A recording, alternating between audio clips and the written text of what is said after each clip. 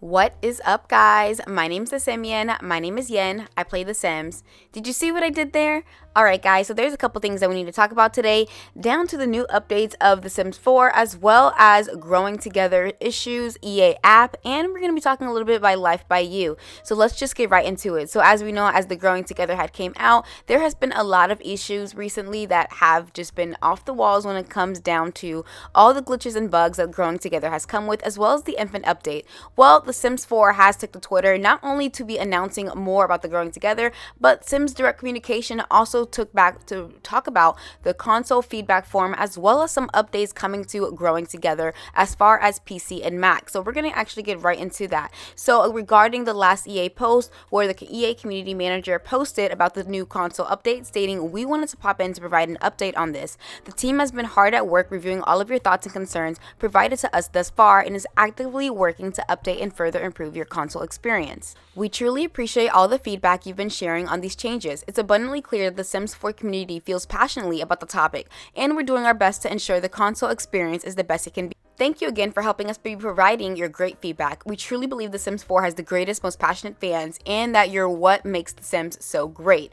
Now, if you go onto the EA site, you would see that unfortunately there is no update stated on the website itself, but for some reason, The Sims Direct Communication also took to Twitter to announce that today a patch for The Sims 4 was released on PC and Mac to temporarily dispose the loose tooth feature that caused unwanted changes to The Sims appearance. They do go on to say that they've provided a workaround for console on AHQ and will continue to investigate. So as you guys can see, they actually linked down console workaround for loose tooth, as well as more on the patch update for PC and Mac. Now, the community manager did go out and issue saying that they have been identified when playing The Sims 4 Growing Together on PlayStation or Xbox. When encountered, the issue can result in a sudden and unwanted change to your Sim's skin tone, hairstyle, and clothing. Please follow the guidance shared here to avoid this issue until a game update is available for these platforms. If you have a child in your household, you should watch for your child to receive the uncomfortable loose tooth moodlet. This moodlet can appear after a child wakes up from sleep or participates in a strenuous physical activity. When you see the loose tooth moodlet on your child, you should then click on that sim and select the pull out loose tooth interaction as soon as possible. We are working to release the update to PlayStation and Xbox platforms as quickly as possible. In the meantime, check the answer guide on Answers HQ. As usual, they're sending you guys to another form. Now, as far as the PC and Mac update, they did say we are addressing an issue on the Sims 4 Growing Together expansion pack where Sims who lose tooth were immediately having the skin tone, hairstyle, and clothing change. Guys, again, I'm going to get into my thoughts and opinion about this, but I'm kind of sick and tired of being sick and tired. And some other people had comments to say, and let's get into some Simmers tweets.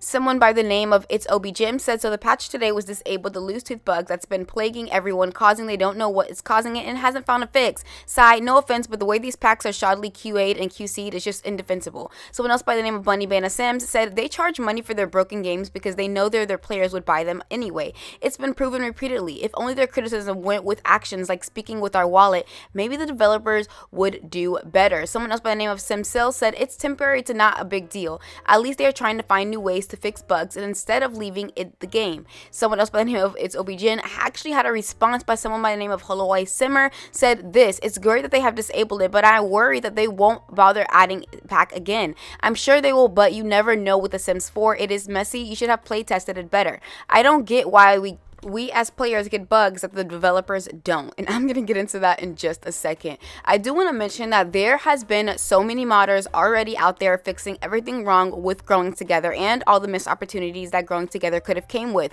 It's very unfortunate that this is happening to multiple people, and on top of that, they had to issue a release statement after the Growing Together. Now, we do know that we know the infant update was going to cause some patch updates. We know Growing Together was going to cause some patch updates. It's literally inevitable when it comes down to The Sims 4 for them to actually release a working pack. My issue with The Sims 4 is that they do this continuously, and it's just it's becoming a not becoming, it is a recycled problem that's happened over and over and over and over and over again.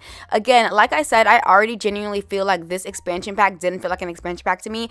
Personally, in my opinion, it felt like a game pack. Not only did it feel like a game pack, it came with a lot of features that was supposed to be with the infant update, just because it didn't make sense to hold everything into a $40 pack, which is going to be already broken, and then on top of that, charging people to have an experience with a new life stage that has came to The Sims 4. I just feel that they don't care, and I know some of you guys are going to get on me, and you guys are going to be like, you're being a little mean, you're being a little harsh, but I genuinely don't care anymore, because at the same instance, they're kind of mocking it. They're gaslighting us, and I'm over a lot of the sim gurus. I'm over Maxis, I'm over EA. It's a continuous issue that happens all the time, and again, until we stop doing this toxic positivity, the problem is going to continue. They keep messing up. We have to call them out on it. They charge us $40 for a pack because we accept $40 for the pack.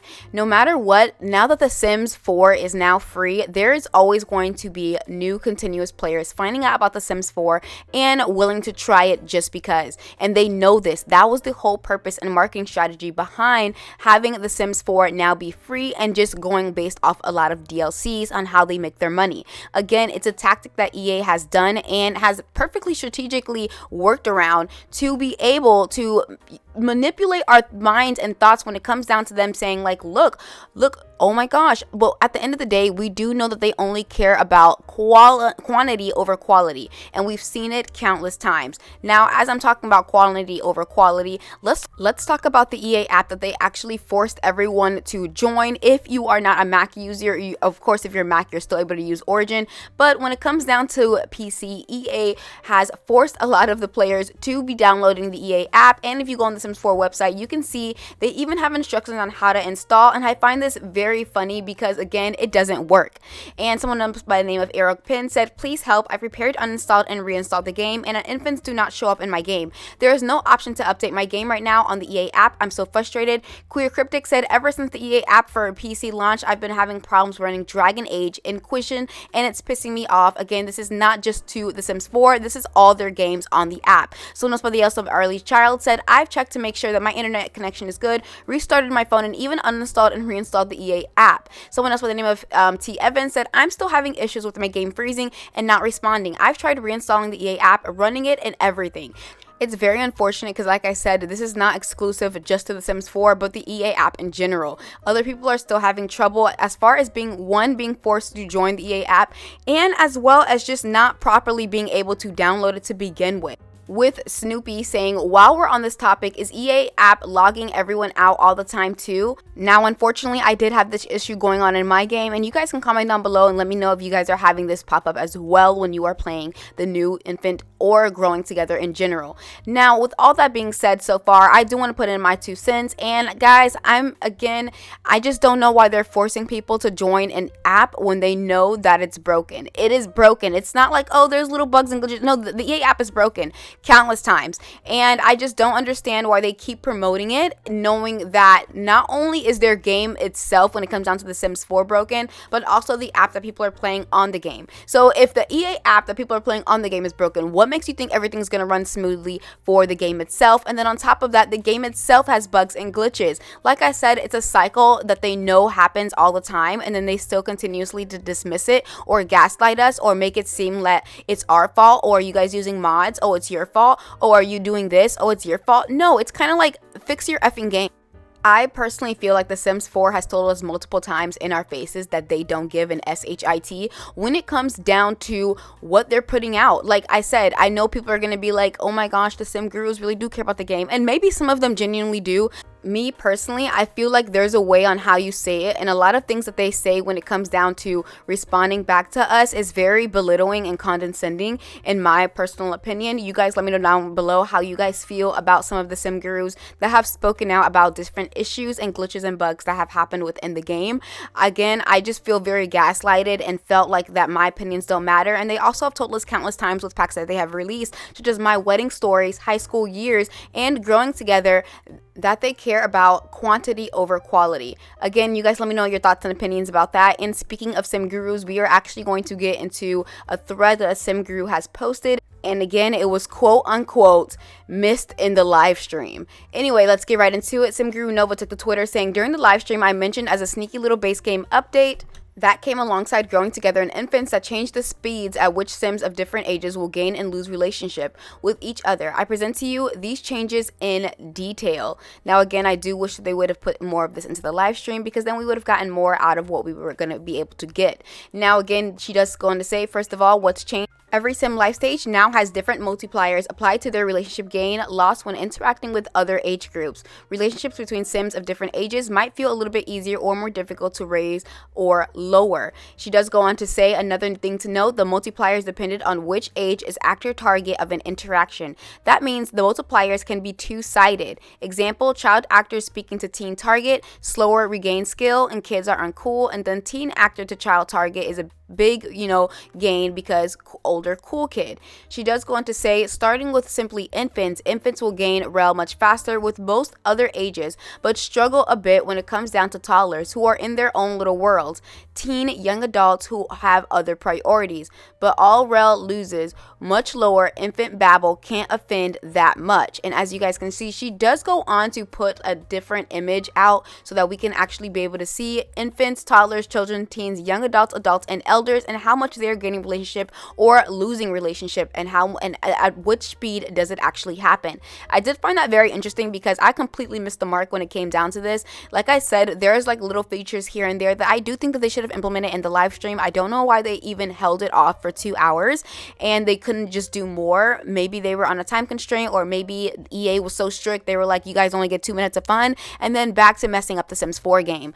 Before you guys get on me, that was simply a joke, because I know some of you guys are going to leave things in the comments saying I am being mean. But again, I'm just literally, I'm stating my opinion, but you guys let me know down below again how you guys feel about all of that. Now, there's more to this tweet, and then we're going to wrap it up and go into the very next topic. She does go on to say that now here's where it gets spicy again. Infant, toddlers, and children love when adults in their lives give them the worst attention they deserve. This thread was very lengthy, and I highly advise for you to go read it if you are downloading Growing Together, and if you have it, and to understand if you're more into gameplay when it comes down to how much everything affects it. She does wrap it up saying that's it, and one thing to note is that these changes are relatively subtle, so it shouldn't feel too intrusive. But you should notice a big difference over time.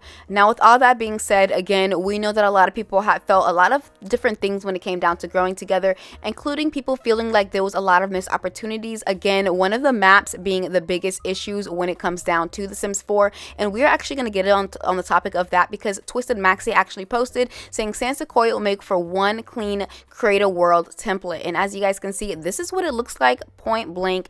And I don't know, y'all, I'm kind of here for it. I would be here for a create a world. Let me know down below in the comments how you guys feel about that. But Storm actually took to Twitter saying, imagine The Sims 4 was semi-open world. No loading screens to go to. The neighbors' houses, you can see neighbors hanging out in their backyard or on their porch. Kids playing together in the street without you having to invite them. Sounds so alive. Someone else by the name of Edward said, why doesn't The Sims 4 developers make a new world that's open world? Like, its world genuinely would be so cool and it wouldn't disrupt any of the previous worlds. Someone else by the name of Anita Sage said, I really don't mind The Sims 4 is an open world. I would like bigger worlds though. Now, with the topic of bigger open worlds, we do have Life by You coming out very soon. As of this year, it will be early access over in September. And again, this is all the footage captured inside the game. It's not a fake little trailer, but this is what's actually going to be going on. It's a new life simulation game, and it is still fairly new. We are just now getting more details on it as it is happening, and I will be more than glad to report it. But I did want to mention something very interesting that they did mention,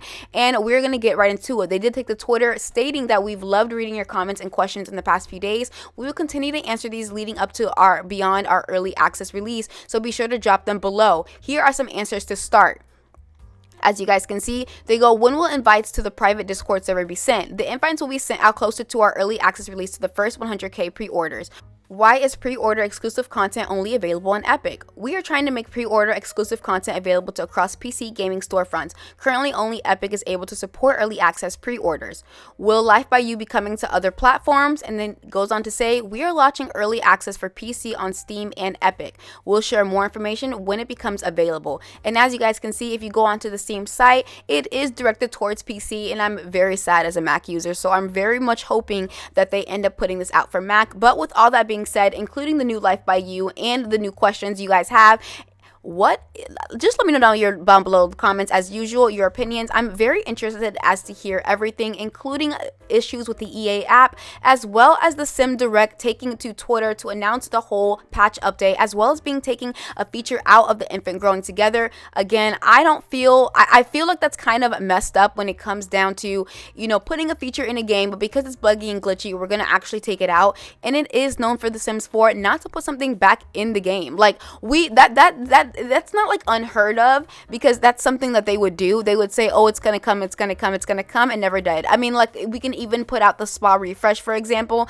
how they said that we're gonna be having a lot more refreshes or a lot more townie updates, and that never came. Again, I feel like they just say stuff out of their mouths to just hush the community, and I feel like the Sims Direct was one of a big ways to shush the community and say, hey, look, we care about you guys, we're gonna start being more transparent. And again, the Sims Direct is never really direct in my personal opinion, but again, I'm very curious to hear yours. With all that being said, again, I want to thank you guys so much for watching, and I know this sounds corny, but I really do from the bottom of my heart appreciate every single one of you, whether you're commenting, liking, or just a silent viewer. I appreciate every single one of you who have an intake and supported my channel, that we are building this community here. I love the community we have built on this channel, and again, I love talking all things simulation games, and not just The Sims. I'm going to start incorporating more games into my channel when it comes down to simulation. And again, thank you guys so much for everything, and I will see you guys all in the next video. Bye.